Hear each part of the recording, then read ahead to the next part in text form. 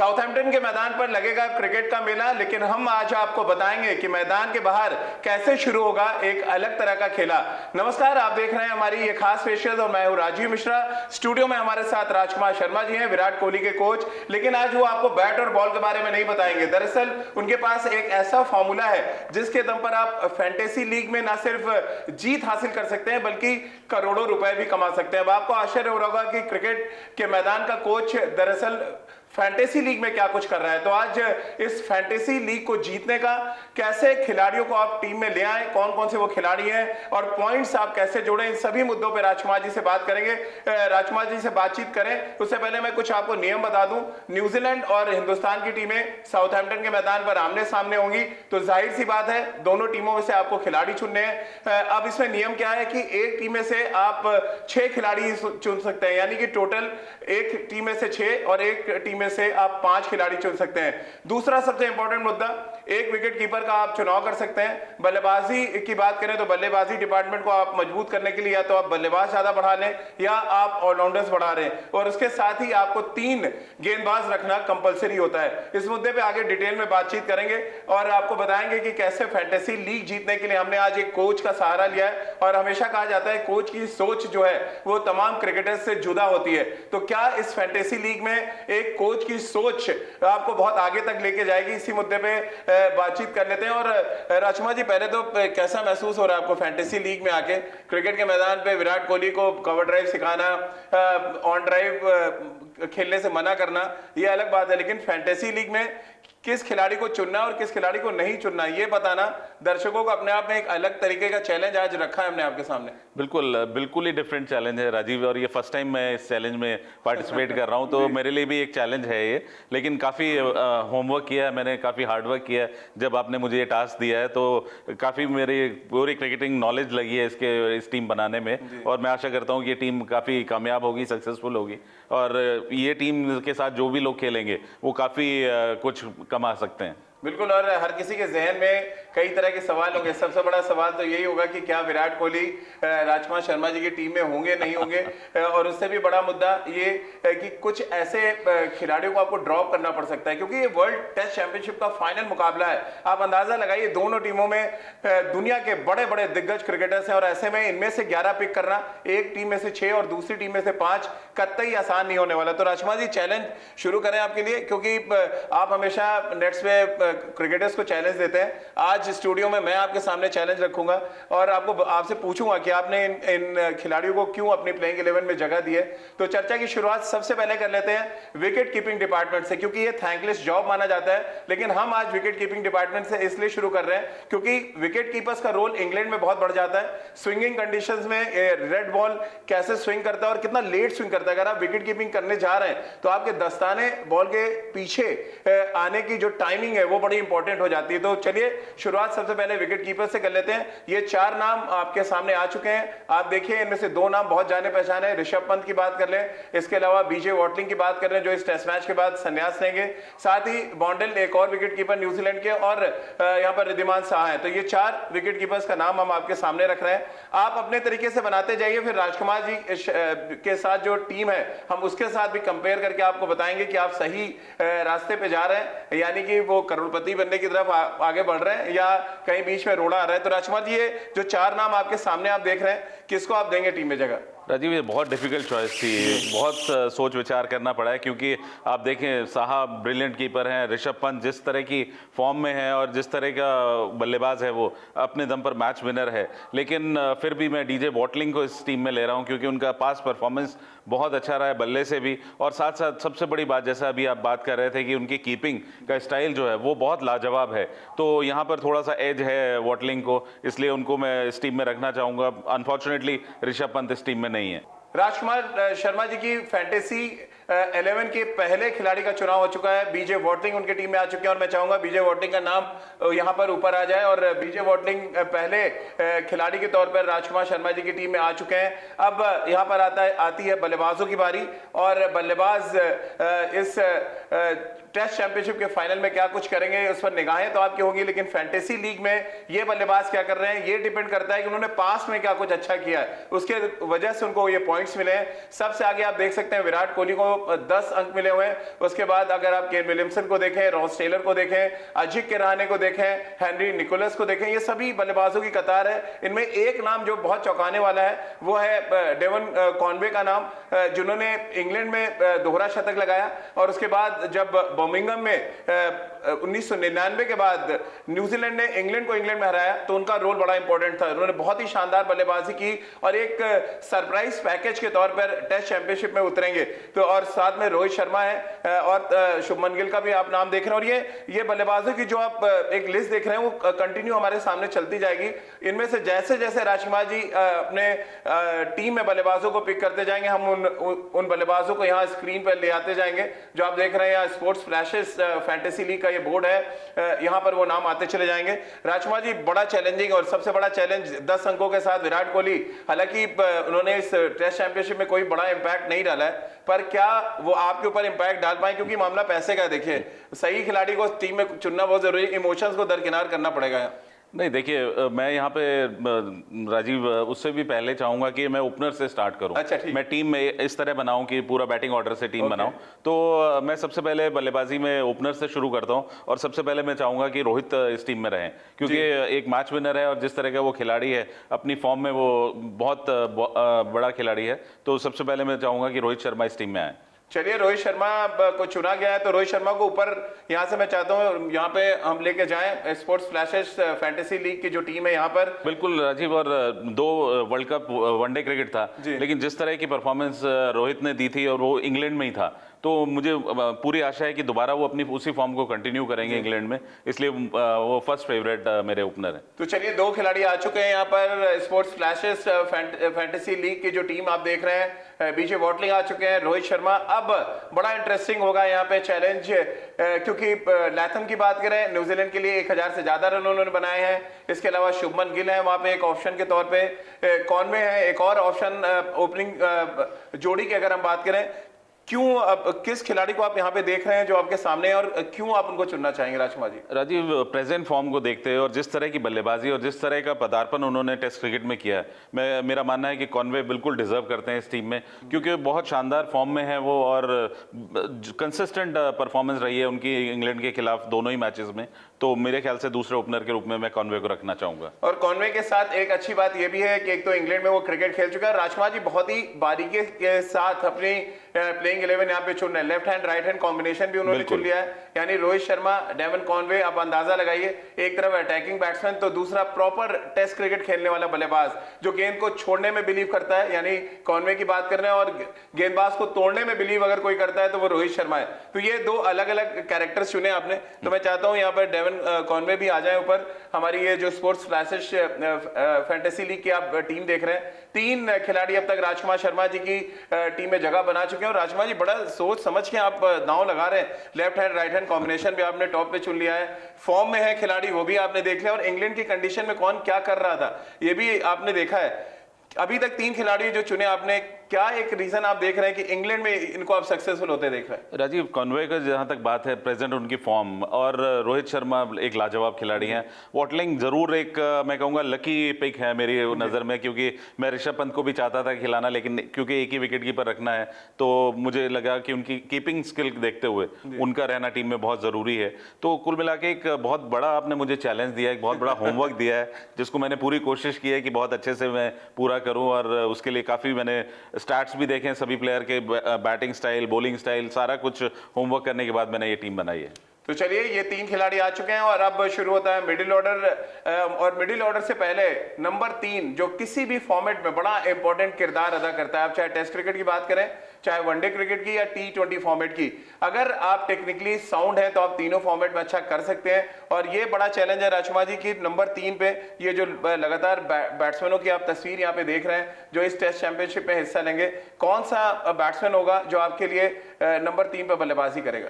राजीव, इसमें मुझे बहुत ज़्यादा सोचने की ज़रूरत नहीं पड़ी, क्योंकि यहाँ पे एक अपने आप सेलेक्ट हुए हैं केन विलियमसन, क्लास प्लेयर हैं, वर्ल्ड के 4 में हैं और उनका कोई जवाब नहीं। और 3 नंबर पे मुझे एक ऐसा बल्लेबाज चाहिए था टीम में जो स्टेबिलिटी दे, उन कंडीशंस में छोड़ के भी खेले और जो टेक्निकली करेक्ट हो, तो उनसे बेहतर कोई बल्लेबाज नहीं हो सकता था 3 नंबर पर। लेकिन आपको थोड़ा संभल कर रखना पड़ेगा टीम में, क्योंकि केन विलियमसन की एल्बो में चोट है, अभी भी उनके खेलने पे एक तरह से कहा जाए सस्पेंस है, लेकिन हम सबको उम्मीद है कि वो खेलेंगे। अगर 70% भी केन विलियमसन फिट है तो वो इस फाइनल मैच को बिल्कुल नहीं छोड़ेंगे। तो केन विलियमसन ऑटोमेटिक चॉइस। हालांकि उनका, अगर मैं आपको इंटरेस्टिंग आंकड़ा बताऊं राजकुमार जी, बड़ा इंडिया का अगेंस्ट उनका जो परफॉर्मेंस है बहुत अच्छा नहीं है। स्पिनर्स के खिलाफ भी उनका जो एवरेज है 40 के नीचे है इंडिया के अगेंस्ट, और जब फास्ट बॉलर्स को खेलते हैं इंडिया के तब भी उनका एवरेज 40 के नीचे। तो ये थोड़ा सा मुझे लग रहा है आपके लिए थोड़ा वरिंग फैक्टर हो सकता है। अगर वरिंग फैक्टर हो सकता है, बट मैं उनका बहुत बड़ा फैन हूं, उनकी स्टाइल ऑफ बैटिंग का और उनकी टेक्निक का। तो सर इमोशन और फैन की जरूरत नहीं है, देखिए नहीं यहाँ पर, लेकिन मुझे यही है कि इंडिया के खिलाफ वो बहुत अच्छा ना करें। मैं आगे चाहूंगा कि उनके स्टैट्स चालू रहें, लेकिन वो 100% डिजर्व करते हैं 3 नंबर पर खेलना। तो चलिए, नंबर 3 ऑटोमेटिक चॉइस थी यहाँ पर। तो मैं चाहूंगा केन विलियमसन की तस्वीर भी आ जाए हमारी स्पोर्ट्स फ्लैशेस जो फैंटेसी लीग की आप यहाँ पर टीम देख रहे हैं लगातार। नंबर 4 बड़ा इंपॉर्टेंट किरदार, और यहाँ पर काफी फाइट है नंबर 4 पे राजकुमार जी। चेतेश्वर पुजारा भी हमारे पास हैं, हमारे पास विराट कोहली भी हैं, हेनरी निकोलस ने बहुत अच्छी बैटिंग की है न्यूजीलैंड के लिए बर्मिंघम टेस्ट मैच में। कैसे आप देख रहे हैं जो बचे हुए बैट्समैन हैं? क्या आप लेफ्ट हैंडर्स की तरफ जाना चाहेंगे? हनुमा विहारी एक और जो इंग्लैंड में अभी काउंटी क्रिकेट खेल रहे थे, अजिंक्य किराने भी हैं। कैसे आप देख रहे हैं नंबर 4 पे आप किसको चुनेंगे?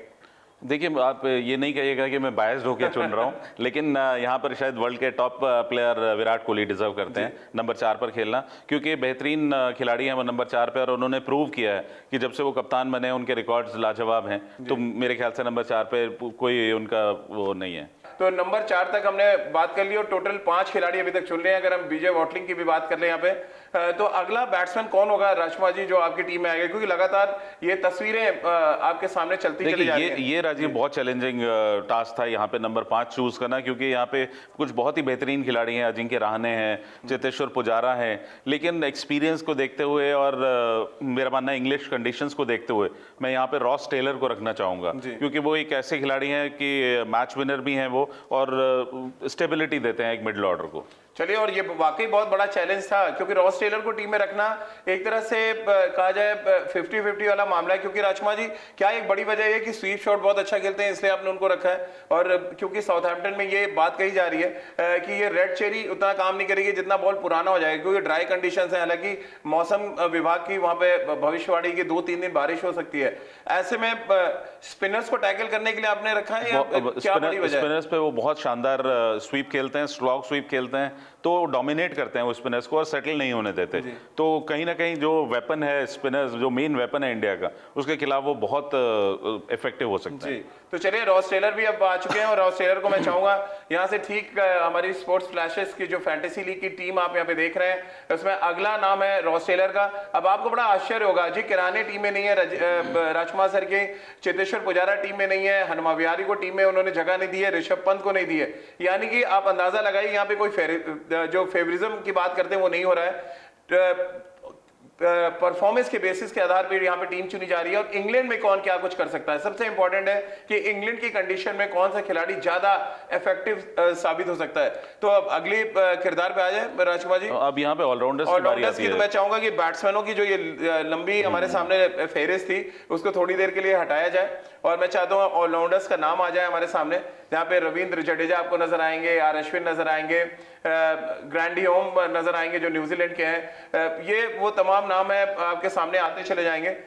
इनमें से राजकुमार जी, क्योंकि ऑलराउंडर्स चुनना और क्योंकि पॉइंट्स आपके पास अब धीरे धीरे कम हो रहे हैं, कौन से अगले 2 ऑलराउंडर्स होंगे जो आप रखेंगे अपनी फैंटेसी लीग की टीम में? राजीव, जैसे मैं आशा कर रहा हूँ कि वहाँ पे ड्राइंग कंडीशंस होंगी और स्पिन फ्रेंडली विकेट होगा, वो कहीं ना कहीं स्पिनर्स को एडवांटेज होगा, और ऐसे स्पिनर चाहिए जो कि बल्लेबाजी भी शानदार करते हो। तो वहाँ पर सबसे पहली चॉइस होगी मेरी आर अश्विन, जो कि 500 भी बना चुके हैं टेस्ट क्रिकेट में, कपिल देव के बाद सबसे ज्यादा कामयाब ऑलराउंडर है भारत के, और जिस तरह की गेंदबाजी उन्होंने ऑस्ट्रेलिया में की थी, तो मुझे लगता है कि अगर वो अपनी वो फॉर्म कंटिन्यू रखेंगे तो मेरी फर्स्ट चॉइस आर अश्विन होंगे।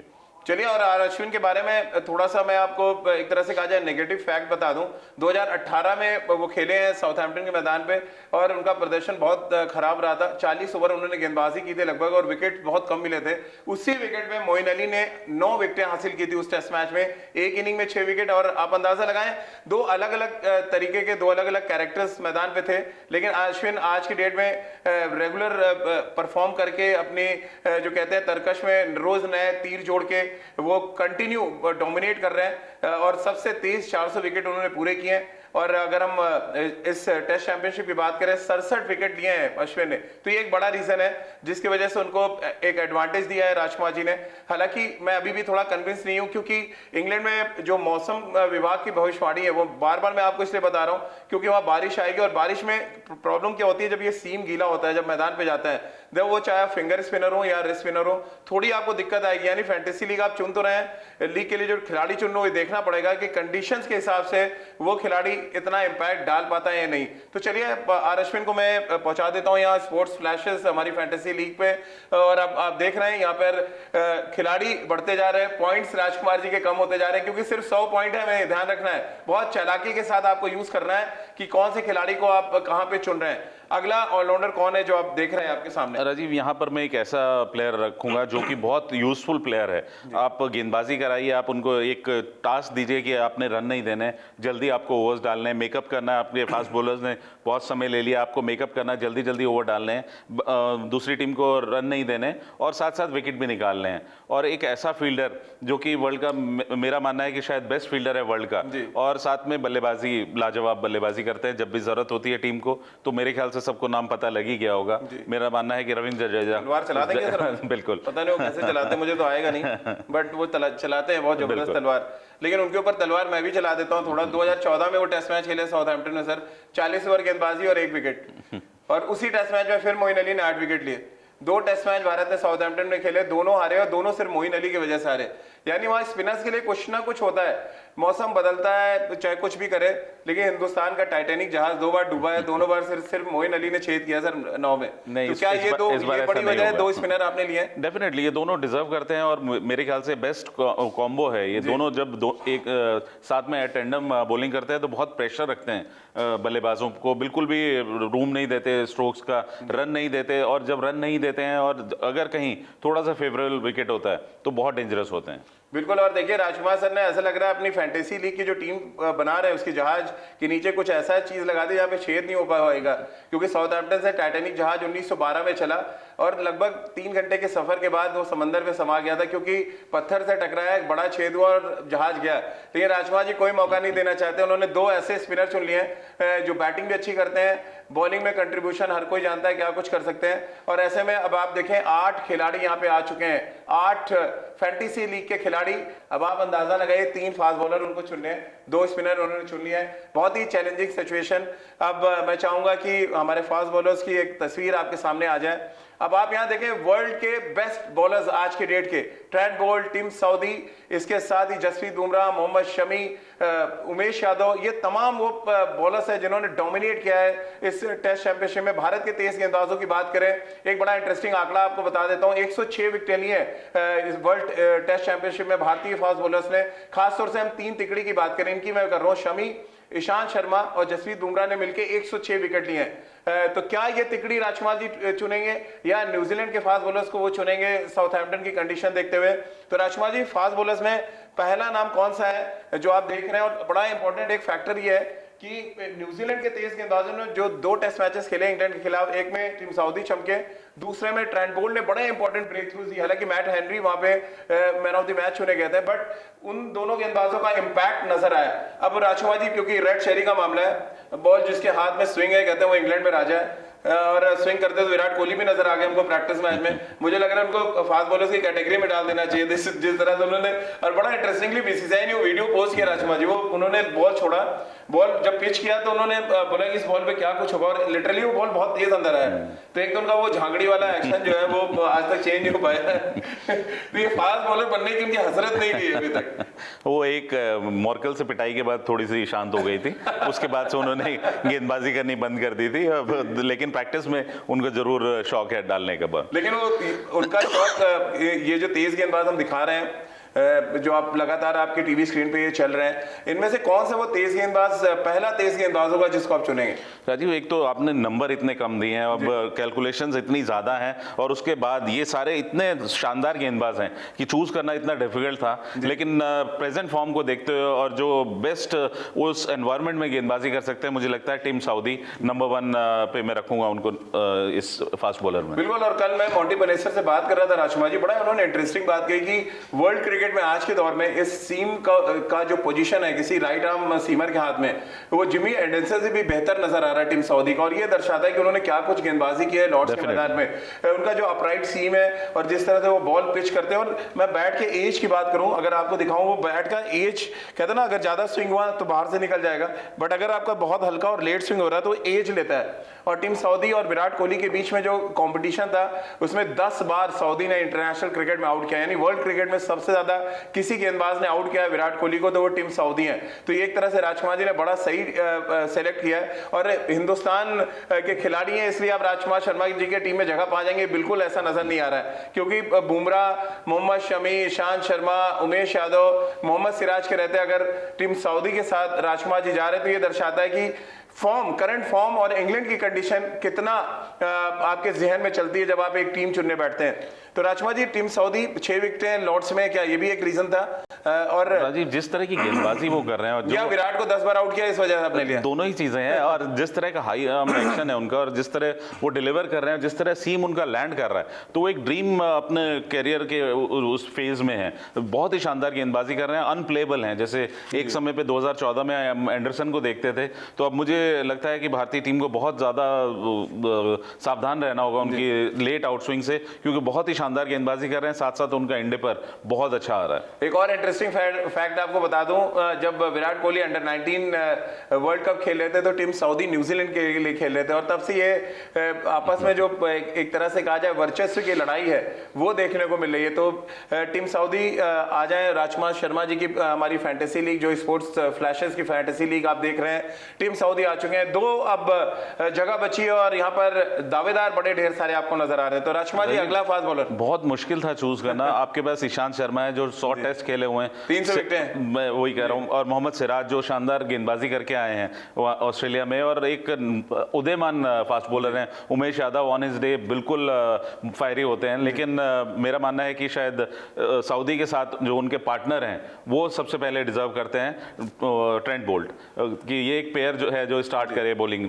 देखिए, अब यहाँ पर भी एक बड़ी जबरदस्त टेक्निकल चीज राजकुमार सर ने की। अगर आप ऊपर जाएं, आप देखेंगे वहां पे रोहित शर्मा और कॉनवे नजर आ रहे हैं, यानी left hand right hand combination. अब मैं यहाँ से ट्रेंट बोल्ट को उठा के यहाँ पे रखता हूँ फैंटेसी लीग में, फिर आपको left hand right hand combination नजर आएगा, यानी कि यहाँ पर आपको नजर आ रहे हैं टीम सऊदी और ट्रेंट बोल्ट। तो अभी तक 10 खिलाड़ी चुने जा चुके हैं, सिर्फ अब 9 अंक बचे हुए राजकुमार शर्मा जी के पास। अब ये देखना बड़ा दिलचस्प होगा कि पूरे 100 अंक किस तरह से राजकुमार जी हासिल करते हैं, लगाते हैं यहाँ पर, कौन सा अगला तेज गेंदबाज होगा। तो left hand right hand combination top में, बॉलिंग में left hand right hand combination. अब एक ऐसा गेंदबाज चाहिए राजकुमार जी जो पुरानी बॉल भी डालता हो, जो गेंद को स्विंग करना भी जानता हो, और जब कुछ ना हो रहा हो तो विकेट से कुछ निकालना जानता हो। तो कौन सा होगा वो आखिरी खिलाड़ी आपकी टीम में? राजीव, मेरा मानना है कि जिस तरह की डेवलप किया, जिस तरह इवॉल्व किया उसने अपने क्रिकेट को, T20 से वनडे में और वनडे से टेस्ट क्रिकेट में, और क्या लाजवाब गेंदबाजी कर रहे हैं वो, मेरा मानना है कि जसप्रीत बुमराह 11वें प्लेयर होंगे मेरे। तो चलिए, जसप्रीत बुमराह को टीम में चुना गया, लेकिन सऊदी में अगर हम साउथहैम्पटन की बात करें, 2018 में जसप्रीत बुमराह खेले, उनका वो इम्पैक्ट नजर नहीं आया था जिस तरह की पहचान 2018 में भारतीय तेज गेंदबाजों ने बनाई। आपको याद होगा 2018 वो साल था जब भारतीय तेज गेंदबाज चर्चा में आए, और आज साल 2021 वर्ल्ड टेस्ट चैंपियनशिप का फाइनल खेल रहे हैं। और आज देखिए, मजे की बात यह है कि भारतीय तेज गेंदबाजों के बारे में ज्यादा चर्चा हो रही है। मैंने पाकिस्तान के क्रिकेटर से बात की, वहां पर भी एक अलग तरीके की फैंटेसी में खेल रहा था कि उनके व्यूज जान रहा था कि उनकी अगर 11 बनानी हो तो क्या होता। वहां पे भारतीय तेज गेंदबाजों का बोलबाला था।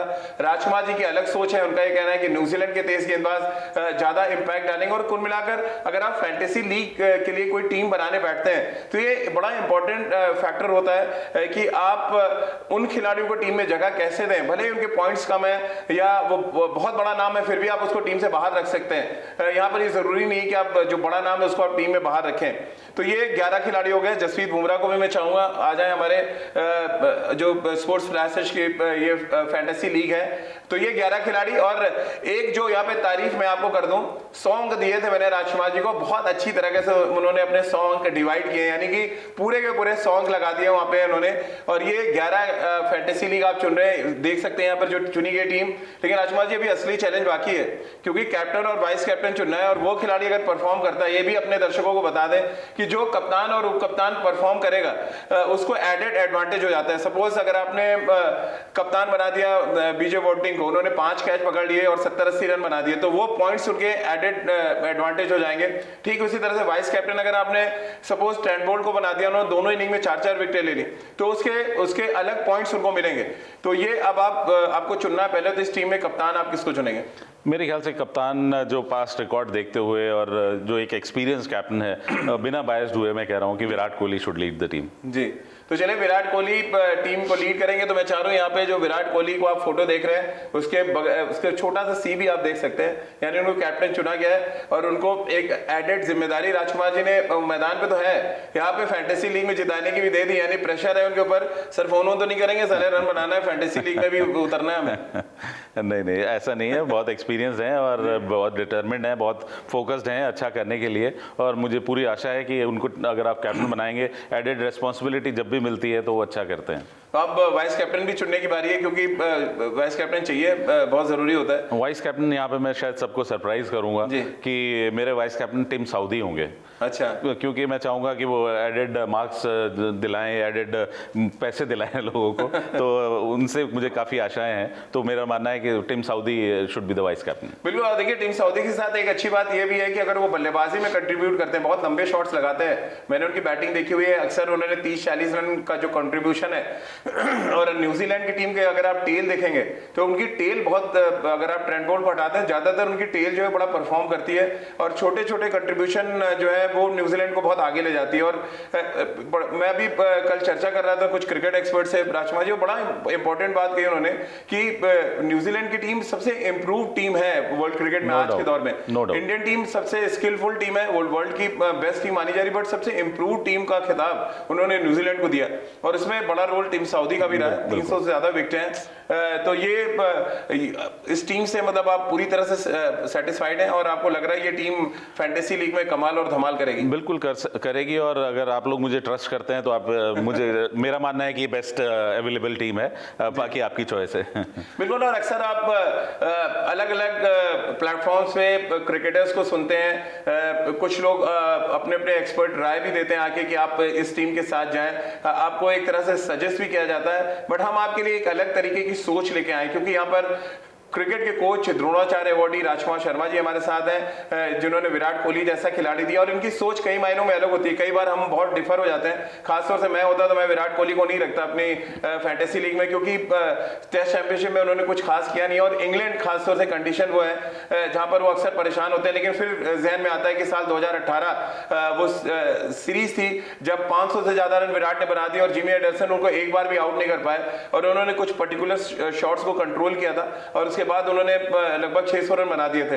तो वो राजकुमार जी की अपनी एक सोच है कि उनको लग रहा है कि 2018 वाला कारनामा विराट 2021 में भी करेंगे, शतक लगाएंगे और फैंटेसी लीग भी जिताएंगे। हम सब ये उम्मीद कर रहे हैं राजकुमार जी की फैंटेसी लीग आप जीते, विराट कोहली वहां पे साउथहैम्पटन में टेस्ट चैंपियनशिप जीते। तो चलिए आप भी अगर कागज कलम आप उठा लें, टीम आप बना लें, क्योंकि ये जो फैंटेसी लीग की टीम हम बता रहे हैं, आप यकीन मानिए ये बाकी के प्लेटफॉर्म से की जो फैंटेसी लीग है उससे बिल्कुल जुदा होगी, और आप इस बात के लिए एश्योर भी रहें कि आप कुछ ना कुछ यहां से लेके ही जाएंगे।